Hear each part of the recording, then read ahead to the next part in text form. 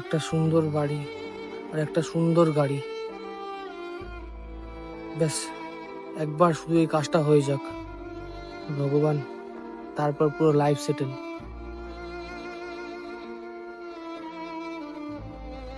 ফেললে কেন? আমি শুনেছি নদীতে পয়সা ফেললে মনের ইচ্ছা পূরণ হয়।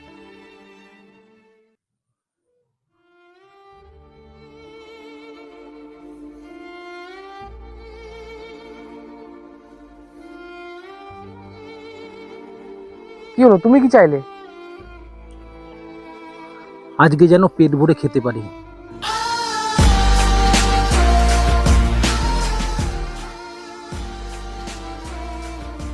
চলুন আমার সাথে। কোথায় যাব? তোমার ইচ্ছা পূরণ হয়ে গেছে। স্বপ্ন তখনই পূরণ হয় যখন আমরা অন্য কারোর স্বপ্ন পূরণ করি।